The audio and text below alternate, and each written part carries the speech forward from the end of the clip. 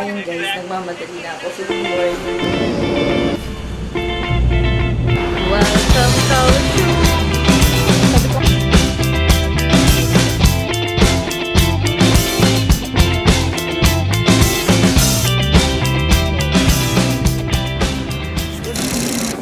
is this here? Yeah, here. Pick up. 谢谢。站稳踏阶，不要在电扶梯上奔跑。 Medyo nagmamadali tayo kasi 2 hours tayo nabubutom. Ngayon sumakay na ako dito sa high-speed train and then I realized na minsan nakala natin kapag na-delay tayo, rejection na agad. Pero maybe it's not rejection. Baka redirection lang siya. Kung hindi ako na-delay, hindi ko ma-experience to. Yung view, yung tahimik, yung thrill na sumakay ng high-speed train. Parang life lang din, no? Kapag minadali mo, may namimiss ka. So I'm just sitting here, watching the world pass by and letting this moment happen. Ayan guys, nandito na tayo sa Kaohsiung. Wait lang, labas lang muna tayo.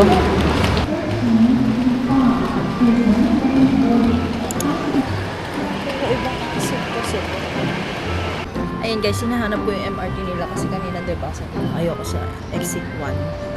Nagkamali ako. Nag-exit 3 ako ata 4. So, lumabas na ako. Wala MRT. So, babalik ako. Kasi isa lang ang MRT nila ata dito going to Formosa. Hindi katulad ng Taipei na marami lane. So, red lane lang dito. Okay, so wala tayong choice. Bababa talaga tayo dito sa 1. Trigger. Good luck. It was at this moment that he knew he fucked up. Ayan guys. Sa exit number 2 daw siya. So nagtanong ako doon sa concierge. Diretso nyo lang yan. Daw. So may makikita kayo Starbucks dito, diba? So diretso nyo yan. Tapos doon na yung MRT. And yan yung station to. Ayun, MRT. Ayan. Ay, ang hirap maging solo traveler. Ito guys, ang Soying. So, Kaohsiung na siya, pero hindi pa siya yung mismong Formosa Boulevard kung nasan na tayo. I'm not sure, parang ano siya, city siya dito sa Kaohsiung. City sa Kaohsiung. District? Hindi ko sure. Tsaka namin elevator. So, kailangan natin pumunta ng Formosa Boulevard. So, we need to take their MRT. Ang tawag nila ay Metropolitan Railway Station. Ha? Saan yung T doon? Transit. Ayun guys, nandito na tayo sa Formosa Boulevard. Hindi natin makikita yung local light. Kasi pupunta tayo sa Hamasen area. Kung nasaan guys, nandito na tayo sa orange lane ng MRT nila. So, papunta to ng Hamasen. So, yun yung sakyan nyo. Yung papuntang Hamasen, ayan. So, orange lane yan. Ngayon, mag-exit kayo kung sa Sky One kayo, mag-exit kayo dito sa tawag na to, Seijin Station, tas exit 4. Ayan. Ang tahimik dito, medyo hindi ako sanay kasi maingay sa Taipei. Tas yung weather nila dito, hindi ganun ka lamig as in Philippine vibe, pero premium, ganyan. Welcome Kaohsiung! Ay, ganun dito na tayo sa Kaohsiung. Ang dami natin pinaghirapan ngayon. Pero natuloy tayo. Finally. Ayan guys, ito ang Kaohsiung. Hindi siya ganun kalamig, unlike Taipei. Tingnan nyo guys, ang ganda. Very tahimik. Walkable actually ang Taiwan. Pero marami din dito. Yan. So, pero siya ha, walkable siya. Yan guys, tignan niyo siya, ang ganda, diba? Ayan na guys, ayan na yung Sky One. Ayan na yun. So, wakas, buti hindi nila kinancel. Kasi I'm worrying na baka i-cancel nila.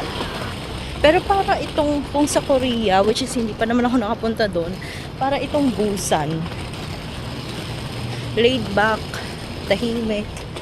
Yun ang impression ko dito. Check-in na talaga tayo sa tunay nating hotel. Tunay na hotel. 99 one day, one person. No. No, okay, we go for that. Mhm.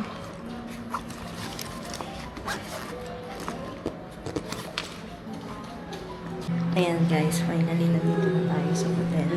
Ayan yung vicinity nila. So, pasok lang kayo dito. May elevator sila. Ayan. Buti na lang may elevator. Wow! Wait lang. Finally! We are now officially in Kaohsiung. O, diba? Walang ilaw. Finally, guys. Wait lang. At maganda yung room. In fairness, ang ganda ng room. As you can see, guys, yun yung room. Hindi siya ganun. Ay, ang cute. So cute. Oh, Paris. Manifesting. Ang ganda ng room. Spacious siya, guys. As you could see, ito na yung kama. Good siya for 2 packs. Kung nagtitipid naman kayo, meron silang hostel. And actually, para din siyang hostel type. Nakakamiss lang yung natin sa Taipei kasi ang ganda ng room doon. Ayun. Tapos ito, katapat niya kasi, ang original natin is the tree house. Ayan. Maganda siya. Maganda actually siya. Unfortunately, napanood ko kasi si Marvin siya kasi Ivan. Sila nag-influence sa akin na dito na lang, mas budget room siya. Mas mura siya compared kay Treehouse. Kasi si Treehouse parang aabot talaga siya ng 18K. Ito nakuha ko siya ng parang 13. So, for 5 days siya. Medyo pricey pa rin in a sense. Pero again guys, meron silang hostel. And yung hostel ata nila around 10, ganyan, for 5 days. Ang reason lang kung bakit medyo mahal siya is alam ko may free breakfast to. Bakit sinabi niya kaninang 99 NTD tapos walang breakfast? Hindi na ako nag-avail kasi sa labas ako kumakain. Punga tayo. Napagod ang Mima. So, finally, I have officially my room and it's our day 2, pero day 1 pa lang natin dito sa Kaohsiung. Actually, day 0, medyo na late tayo kasi nga ang daming happening switches kasalanan ko. Dapat, di ba, before the boarding, nandun ako ng mga dapat 2, ganyan, kasi dapat yun yung estimated ko. Kasi 3, gagawin ko sa check-in, ganyan. Naka-check-in naman ako lahat, okay na. Ang bagal talaga, tapos mali pa yung nasakyan ko kasi PTEX. I'm thinking nadadaan siya sa PTEX. And first time ko mag-PTEX kasi usually Pasay lang talaga ako. Pasay is PTEX naman, malapit doon. At malapit din naman yung Terminal 3. So, ang nangyari yun, inaiwan ako ng aeroplano. Yung mismong 4 o'clock nandun na ako, which is I'm hoping kasi yung flight is 5. Which is hoping ako na baka consider pa nila. I think i-consider nila kung wala akong check-in baggage. So, may check-in baggage ako kasi may last call lane naman doon. May check-in baggage ako. Tapos, ayun, hindi na ako nakatuloy. So, I'm thinking, itutuloy ko pa ba ang Taiwan? Sabi ko, this is my first solo trip. Tapos, epic fail pa. Pero, sabi ko, gagastos na rin naman ako kasi bayad na rin yung ibang mga accommodation. Which is, ito kasi mababayaran talaga pa rin siya. Tapos, magbayad na rin yung ticket. Sabi ko, sige na, push na natin. There's something different when you look at me. What was trust is now uncertainty. The shininess of the beginning has been sanded down to nothing. Wala ko kanina, malapit lang dito. So, sabi ko maglalakad na lang ako. Tapos, trigger na nga ipapad na. Yan guys, so nandito na tayo sa bus station. Yan yun. So I've decided na mag-bus na lang going to the Love River, and while waiting here, na-realize ko na waiting in unfamiliar places is kinda liberating pala. Wala kang choice kundi mag-slow down, mag-observe at magtiwala. And then it comes to my mind na you cannot control everything. Hindi yung oras, hindi yung taong nasa paligid mo, hindi yung ruta, pero you can control how patient you are sa sarili mo, sa moments, and honestly, that's where my travel teaches me the most. The burning flame that's turning cool.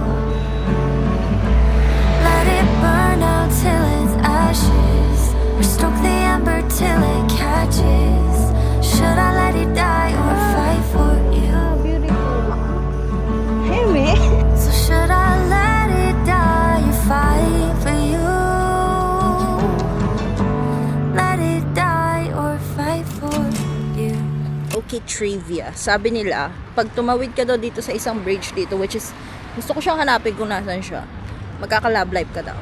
So, is this the time? Ang ganda guys. So, gusto ko magpa-picture. Ayan guys, bumalik tayo dito sa Gibbon Street or station or bus stop, pero sa kabila. So, di ba dun tayo kanina? Dito na tayo ngayon sa kabila. Kasi, Love River yun. Pwede nyo diretsuhin yun kung bet nyo. Pero, ang layo kasi pagod na ako, tikom pa ako. Do, bumili ako dito ng McDo, kaya titikim tayo ng fries. 6:19 pa naman yung dating ng bus. So, I think, matagal-tagal pa talaga. So, guys, nandito na tayo ngayon sa Love River. I'm expecting na maraming tao dito. Pero, guys, look at that. Wala, halos. Tapos, kala ko kasi, syempre, touristy place. Siguro itong mga to, tourist sila. Charot, nag-assume. Ayan, dito kayo magbo-boat, guys, kung gusto nyo. Magbo-boat. Magbabay ng ticket kung gusto nyo mag-gondola. Doon tayo sa ano. Ang hirap hindi mag-ingay, guys.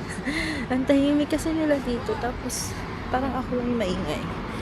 Parang, ako lang yung sisitayin na, hey, you're so noisy. Ayan guys, sorry, hindi ko kayo mai-aesthetic. Ayan, kasi natatakot naman ako na doon siya i-magnet dahil baka mahulog siya. So, dito muna kayo, nakaganyan lang kayo. So, like yun guys, chill lang tayo dito. Siguro hanggang ano tayo dito? 8, ganon. Or 7:30. Kain lang ako. Kasi, gutom na rin ako. Ito yung na-order natin. Coke burger lang. Tsaka ano, ayan.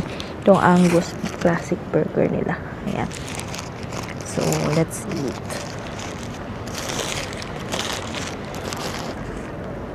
Tapos alam niyo ba guys, hindi ko alam kung burn out? Burn out ako kasi may work pa rin ako hanggang ngayon. Hindi ko alam kung ano tawag doon. Anong tawag doon? Burn toast. Ayan. Burn toast churrito. Pero kanina bago ako umalis, ang daming delays, ang dami kong parang nakalimutan ko pa yung keycard ko, pero andun lang pala sa bag.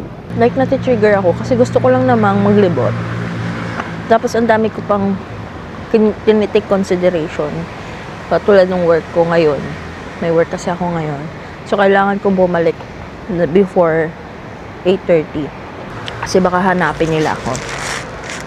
Kailangan take consideration. Sabi nila, ang Kaohsiung daw, isa siya sa mga fishing village before. Kaya pala, yun din, marami na silang river dito. Kasi nga, nasa pinakadulo na sila ng Taiwan. So, southern part sila. So, pinakababa. So, malapit siya sa Pilipinas. And then,